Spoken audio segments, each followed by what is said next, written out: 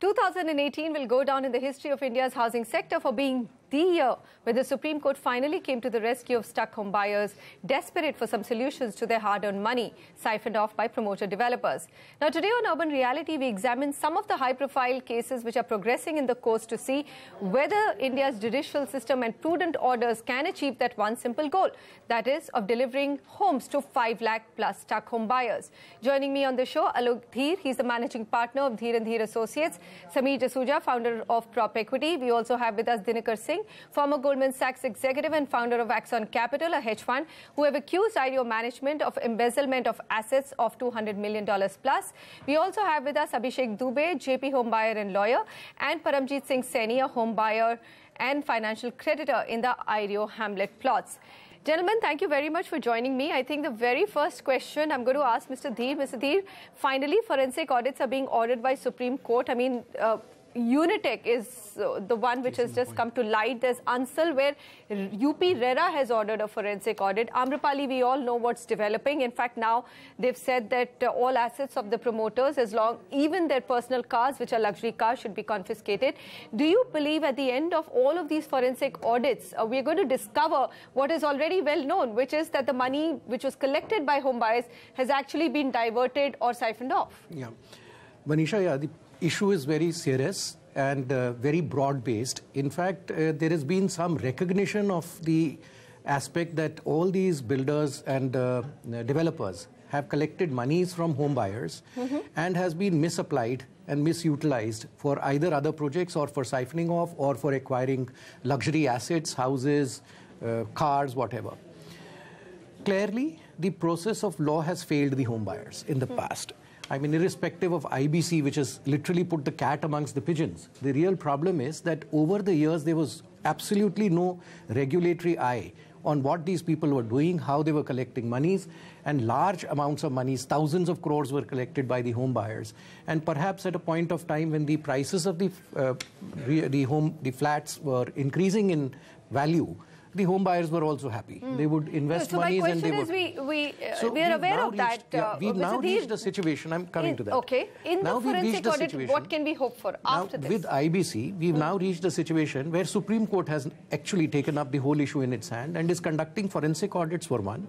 Forensic audits will help identify from a judicial point of view that there has been a siphoning, the quantum and nature of siphoning, and perhaps also to identify what is the downstream, where has the money actually gone.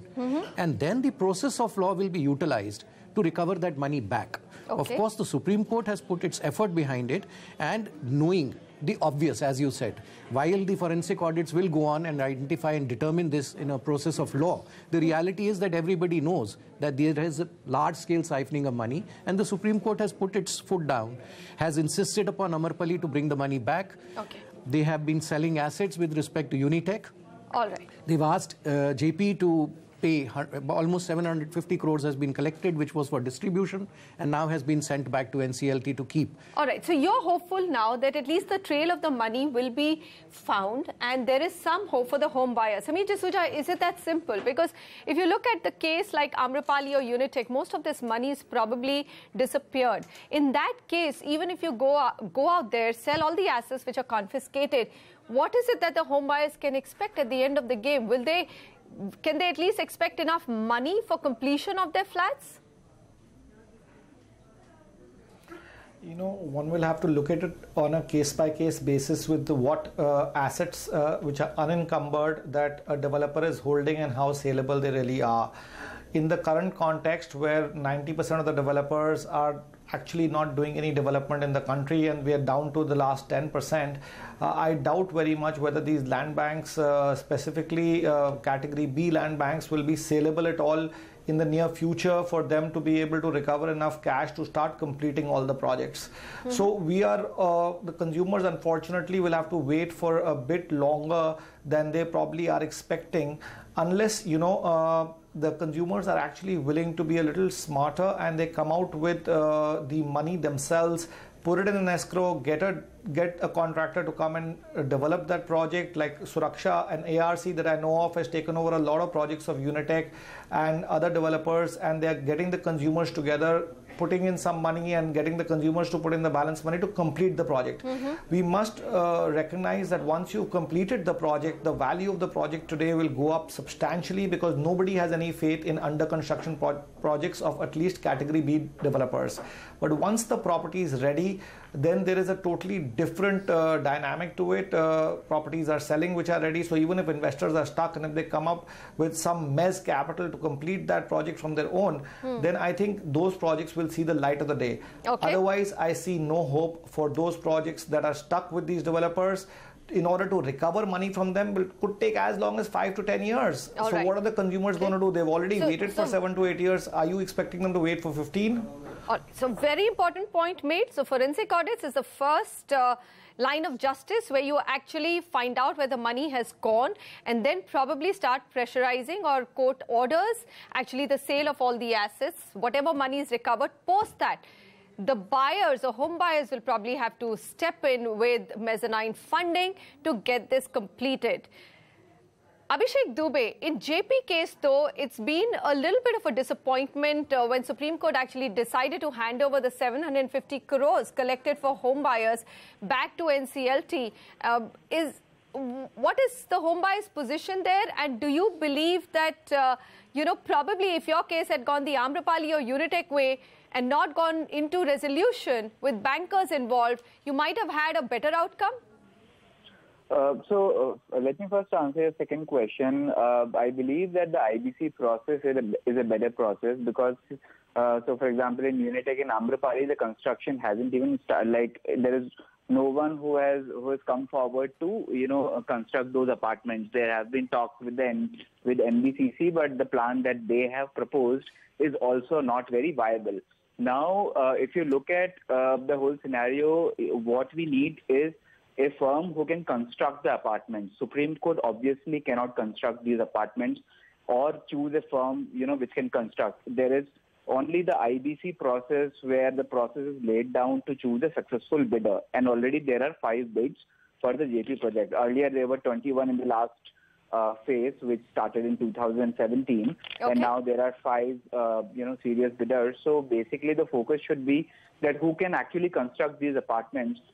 Because, there is, you cannot sell the assets and recover money because there is anyway no liquidity left in the market. All right. So basically, my view is that, IBC is a better process so that we can get a firm who can construct these apartments. You're not particularly worried about that 750 crores which has gone back to NCLT, or are you still going to fight for it to be at least used for construction of the flats?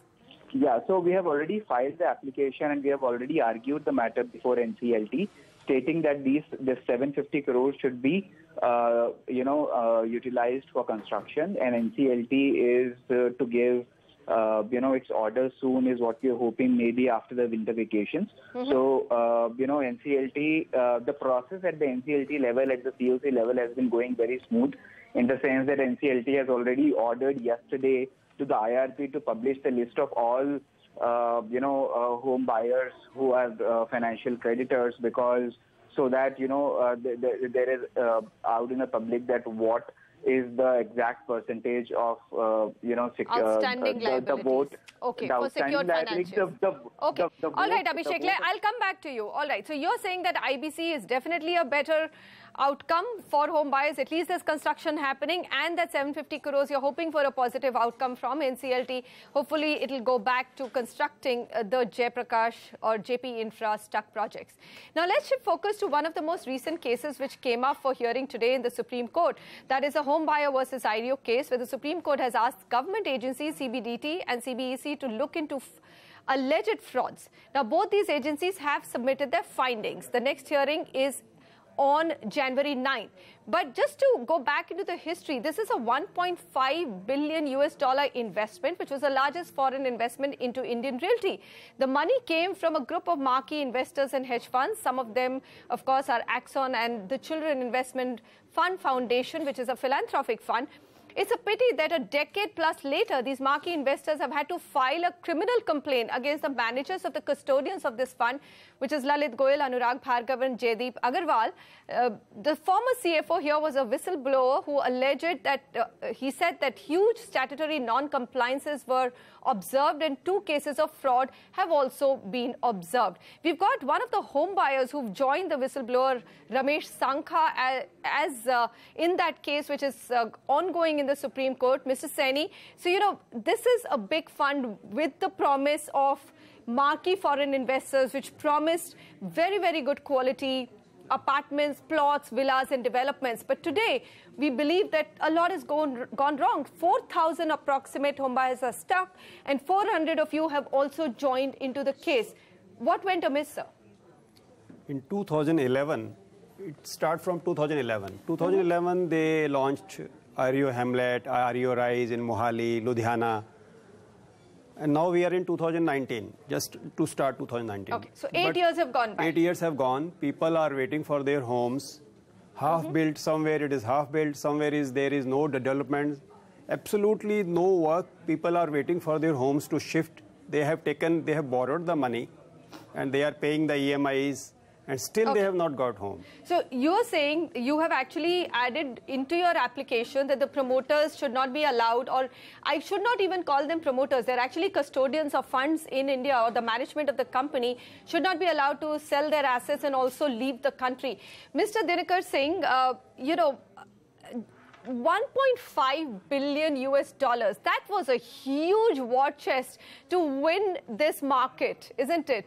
But something has gone dramatically wrong. Here you have investors who are saying that there's been siphoning off of 200 million US dollars, assets at least worth that much. And you've got a whistleblower, CFO claiming that there's been non-compliance. You have home buyers who are waiting for their homes. Can you tell us why do you believe that this was not market conditions which is what the management is claiming, that the losses are only because of a soft residential market and not otherwise? Sure. Look, Manisha, as you said, this was raised with the promise that this would be blue chip all around. A blue chip property for buyers of homes, a blue chip investment for investors, with the notion that the standards would be absolutely top-notch and blue chip. And what's happened, of course, is everything but. Now, the good news is that land in Gurgaon, when we invested, and home buyers initially were involved, this was 2005, 2006, 2007, this was farmland. Gurgaon was farmland at that time. Land was selling for a few crore per acre. Today, it's probably worth 5, 6, 7 times that. So the good news is that the value of the property has increased dramatically. Property in Delhi, in the outskirts of Delhi, that was bought as farmland, is now zoned as of even a few months ago, and is worth many times more than that as well. So the good news for us, I think, is that the underlying value has gone up tremendously, simply because, of course, India has grown. And the investor bet was that the middle class in India would grow and need housing, and that we could all participate in that. What's happened, though, is that these, call them promoters, but the reality is that they're crooks. What they have done along the way, Goyal, Bhargava, Stephen Wish, is simply swindle the money, believing that the money train would never stop. They would keep collecting advances, billions of dollars from homeowners, and they could always have the money to go and do more and do more and more, and they could steal along the way. And what's happened is that as the reputation declined, the money train stopped. Buyers stopped paying them up front. Because remember, the big shift in India has not been that home prices have fallen. It's that 10 years ago, everyone was eager and willing to pay a developer up front for homes. And now, if your reputation isn't good, you only get paid when the apartment's finished. So for someone like Ireo, where the reputation has fallen very sharply, the problem is that the money now comes in at the end. And if you stole all the money that you were given and entrusted to build a home, suddenly you're out of money to go and finish it. That's the problem. So the tragedy is that the people that put out their hard-earned money to buy these homes. Mr. Singh, so we've gone through the complaint and we see that, you've claimed assets have been transferred, sold at lower value.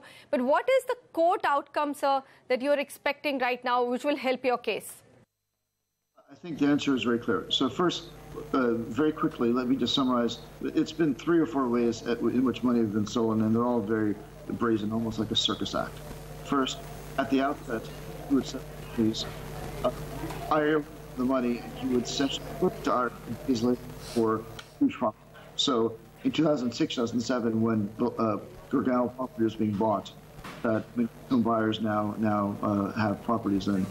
You buy the land with Ireo money, and within 5 days, we have documented evidence of this. 5 days, he and his wife flipped it back to Ireo for 6 times profit. Insane. Then he would then set up a joint venture with he and his wife's property, his wife's up now, and collect 10% of every home. So you're a home buyer that is on the show. 10% of every penny he gave Ireo, right off the top, went into his wife and his pocket. And then at the end, he would sell properties, but it moved it all into his own his personal holdings. When he sold it, it would go directly into his pocket as opposed to Ireo. He essentially was stealing at the beginning, stealing along the way, stealing at the end. Now, the only good news is that the actual land and the property is valuable. So what investors are pleading for and begging for at this point is simply that we make this guy step aside, because we, the investors, can work with the banks, people like Kotak Mahindra that have been working with us actively and closely in recent days, to go bring the financing in to finish these homes. Because at the end of the day, home buyers and investors are on the same boat. Together, we can finish the properties which are valuable. We can deliver the homes that are important to deliver people that have paid for them. And in the end, result in value for everyone. But the critical thing is that no more money be stolen. All right, let's just take a quick break. When we come back, we're also going to ask a very important question. What happens if you actually get the promoter developers into jail? Is that good really for the completion of the flats? Is it required at all or not? Stay with us.